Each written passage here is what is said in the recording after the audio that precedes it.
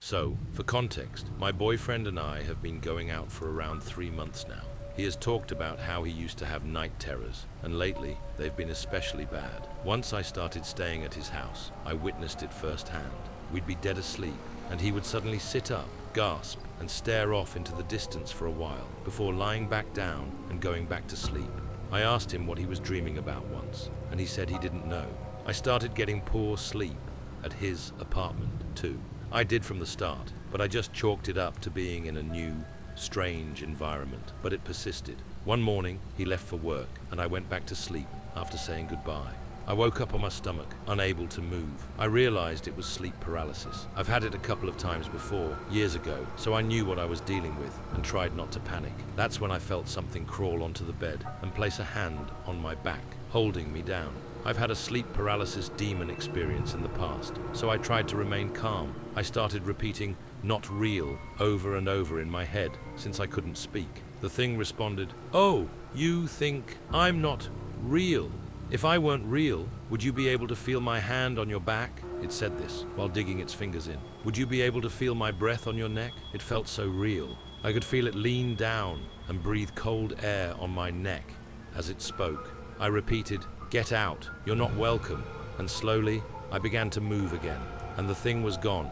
I didn't think too much of it, since sleep paralysis is somewhat normal, and a lot of people experience the so-called demons. But last night was different. I was asleep and woke up with the overwhelming feeling of being watched.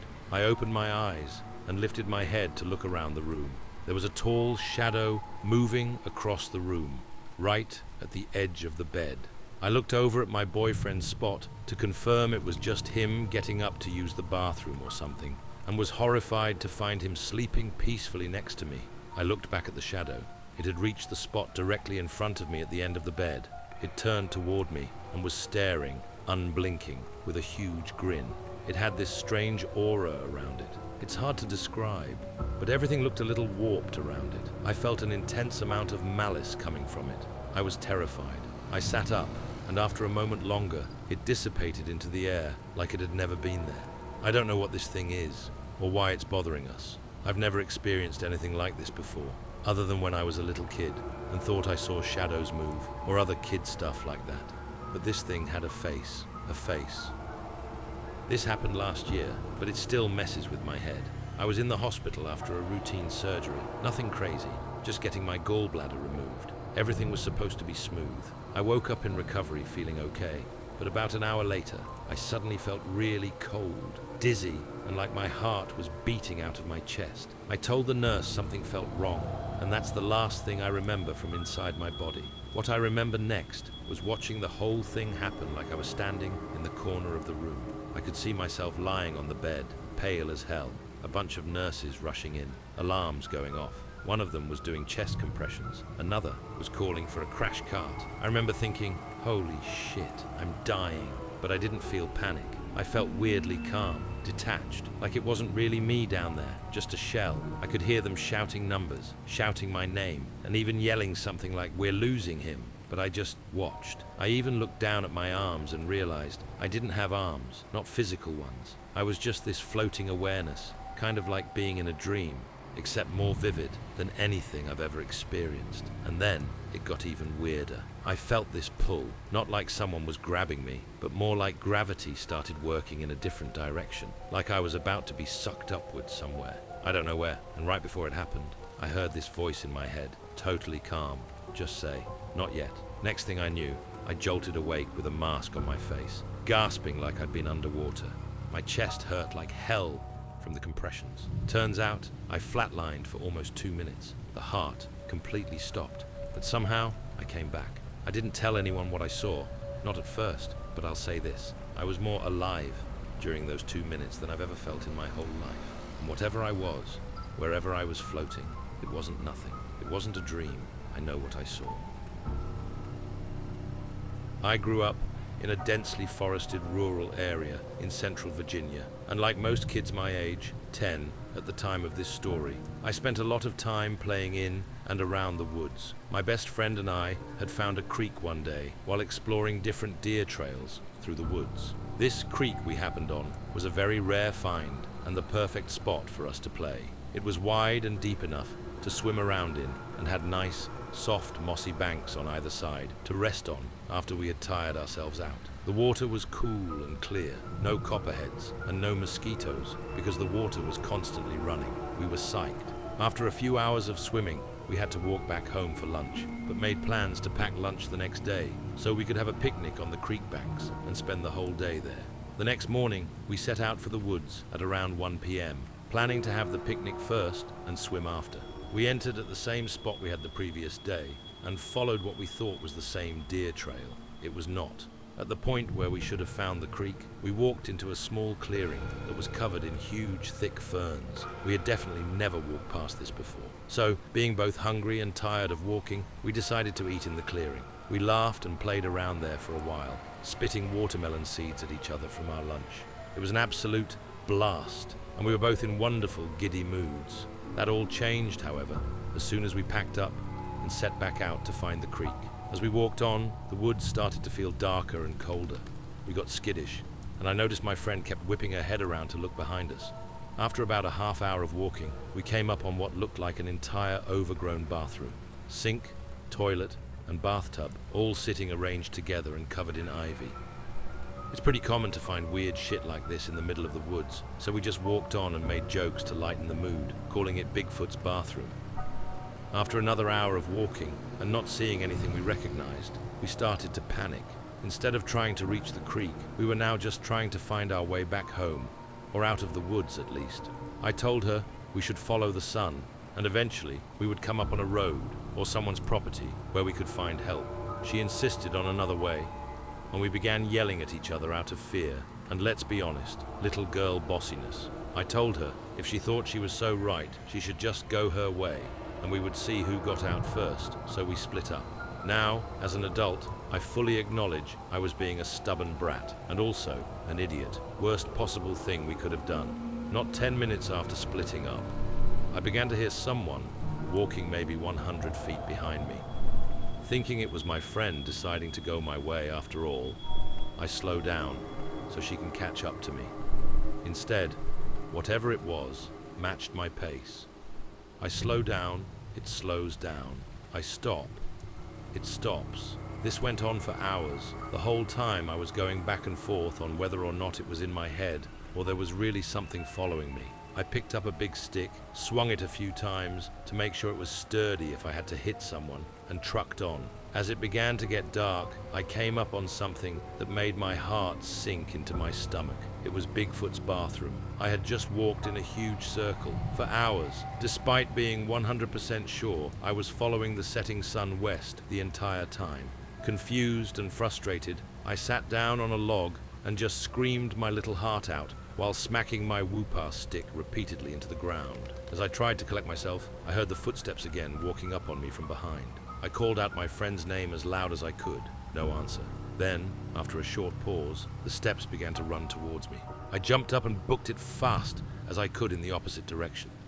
Now, this is the truly horrifying part, which I typically omit while telling people this story. As I was sprinting through the darkening woods, I began to hear what I thought were church bells. I looked up to see the darkest, deepest cloud I have even seen in my life. In the middle, it was so black, it was like looking into the night sky, and the dark grey around it seemed to be swirling. It gave me a horrible feeling to look at, almost like the nausea you get when looking through binoculars too long. What sickened me further is that I realized the sound of the bells was coming through the hole in the cloud. They were deafeningly loud. I mean, really booming out of this thing. When I realized this, I stopped dead in my tracks. I felt a sense of absolute and overwhelming dread that has gone unmatched in all my 24 years on this planet. Something in my head began screaming that if I did not run away from whatever the hell that cloud was, no one would ever see me again. I would be gone.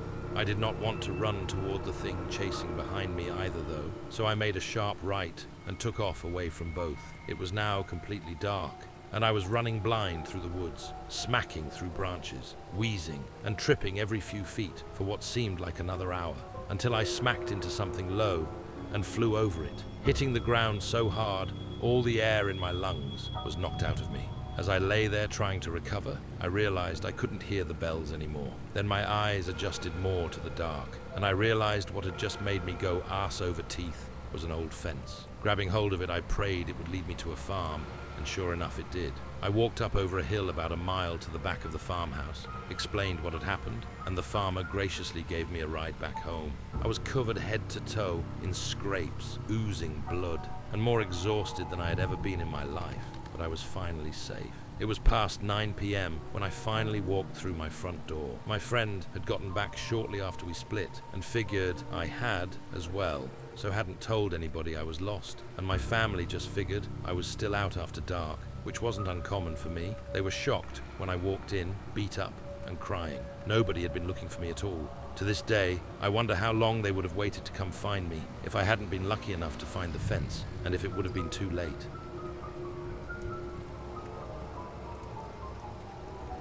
When I was 13, I babysat a little girl named Emma, one of the sweetest kids. I was a regular babysitter for her, so much so that when I couldn't babysit for a few months, she called all her other babysitters by my name. This happened after I came back to be a regular babysitter for her. It was about 10:30 at night. I had already put Emma to bed and had been channel surfing. The house was set up that the front half was open concept. The living room, dining room and kitchen were side by side. In between the living room and dining room was an open doorway to the back half of the house. At one end was Emma's room. The other end has her parents, with the bathroom connected to the parents' room. Now, while sitting on the couch, I heard something run down the hall to the bathroom.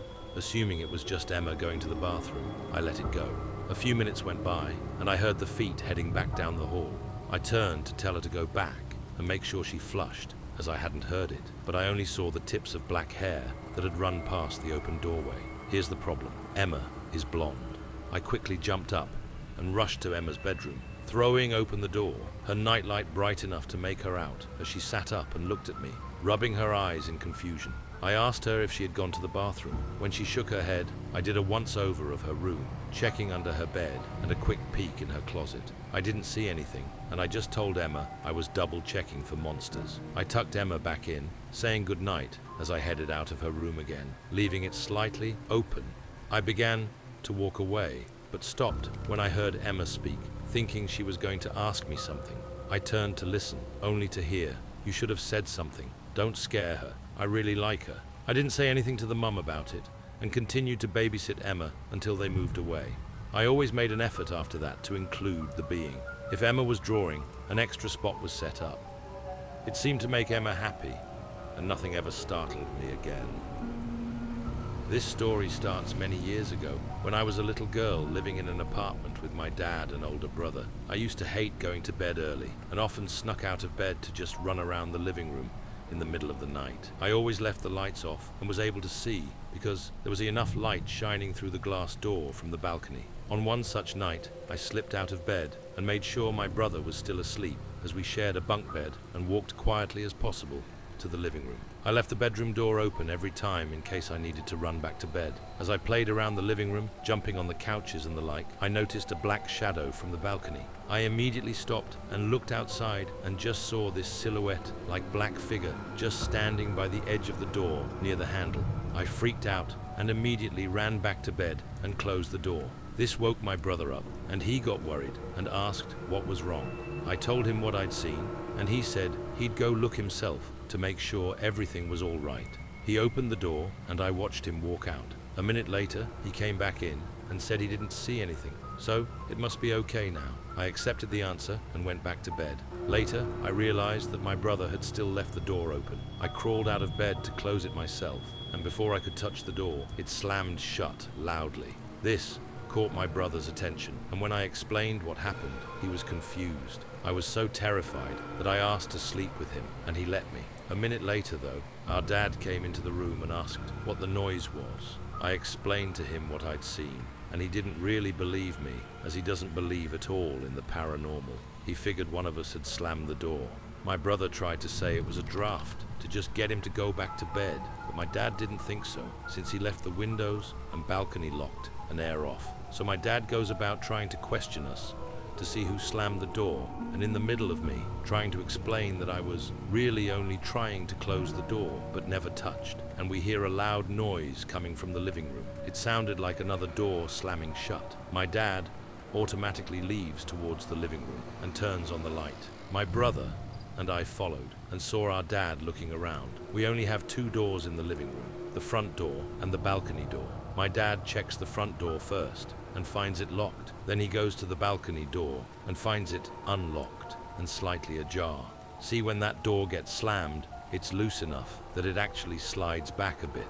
My dad closed and locked the door and sent my brother and I back to bed, and that was the end of that. For a few more years, we lived in that apartment, and every now and then I'd see that black figure and hear a door slam, and sometimes the pillows on the couches were on the floor. My dad always thought of a logical answer, and my brother and I started to ignore since he was. We moved out once my dad got remarried to my stepmom and lived in a 2-story house. My brother and I figured new house, new story. We ended getting a dog and 2 cats. For a little while it was normal until my stepmom asked me one morning if I had folded the dog's blanket. I said no and told her I hadn't even touched it. She accepted my answer and then asked my brother. He said no as well and asked what this was about. She replied that she had found the blanket perfectly folded and on top of the washer machine. This was incredibly odd, as the dog slept in her bed on the floor and hated her blanket being taken away. We only ever touched it to wash it, and it had just recently been cleaned. Well, our stepmom was very quick to believe it the work of a ghost. She explained to me that she had seen ghosts before when she was younger. My dad, however, remained adamant that ghosts just weren't real, and said one of us had probably folded it and forgot about it. We moved on with our day, but that was only the beginning. I started to see the same black figure again, and it was always by an open door, right next to the handle. I started getting really scared because I had started sleeping with my door open, so the cats could get in whenever they wanted. I tried to ignore it and just sleep. But whenever I hear my door creak, I was terrified to look, and always waited until I felt my cats on my bed before I'd look. One night, I was staying up late to do homework, and I heard my door creak, so I turned right away, not really thinking, and just wanting to see my cat for a break. Instead, I saw that black figure, and my heart stopped. I was just frozen. After what couldn't have been more than 10 seconds, the door just slams shut, and I screamed. My stepmom and dad came running in to see what was wrong, and I frantically told them what I'd seen. My dad just thought I was tired and seeing things, but my stepmom listened and told me to just wait, and she'd be right back. When she came back, it was with her rosary, and she hung it on my door handle, telling me it'd keep what I saw away, and that if I saw it again, to go straight to her. It was after this incident when I started having things happen at my mother's house. Every day, like clockwork, you'd start hearing this creaking sounds from the ceiling after 6 p.m. and until 3 a.m. My mother and her husband brushed it off as the house settling or the pipes, but my brother and I both agreed that it was just too weird for it to be in a time frame. After that, I started getting woken up by my Rottweiler growling at my wall by my bed. I didn't think anything of it at first because he tended to bark and growl out of windows a lot, but when I realized that he was actually growling at my wall, I got nervous. I'd slowly crawl out of my bed and go to hug my dog. He'd pause his growling to sniff me and look me over, and once he was satisfied, he'd go back to growling at the wall. After a few minutes, he'd stop and then sniff me again before sitting down. I'd get back in bed and he'd put his head by my pillow until I fell asleep.